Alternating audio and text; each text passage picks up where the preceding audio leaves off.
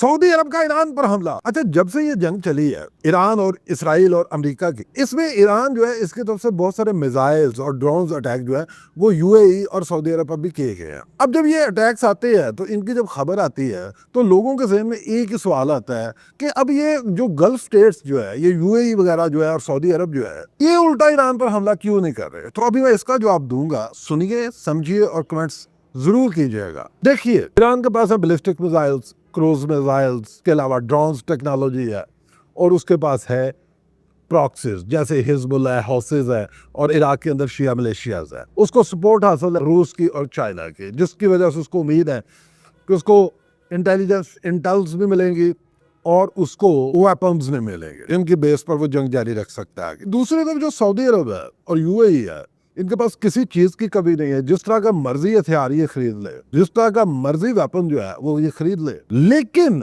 असल चीज है वो ये है कि जब यूएई और किंगडम ऑफ सऊदी अरेबिया ये ईरान पर हमला करता है तो सबसे बड़ा फायदा होगा इसराइल का और अमेरिका का। इसराइल जंग से आउट, अमेरिका जंग से आउट। अब मिडल ईस्ट जो है वो ईरान के साथ गुत्थम गुत्था हो गया।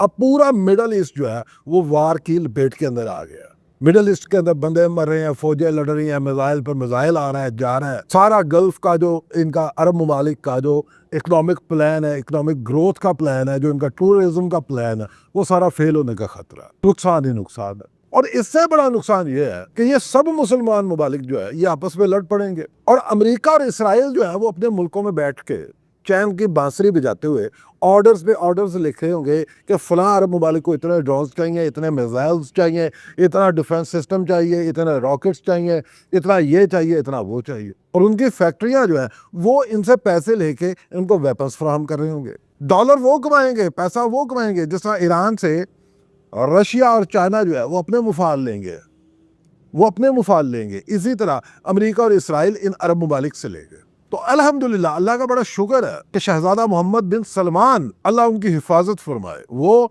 और दूसरे जो अरब रहनुमा है वो इस बात को बहुत अच्छे से जानते हैं कि अगर हमने ये गलती की तो इसका एंड रिजल्ट क्या निकले। इसलिए वो बड़ी सब्र से, तहम्मुल से और बर्दाश्त से ये हमले जो है उनको बर्दाश्त कर रहे हैं।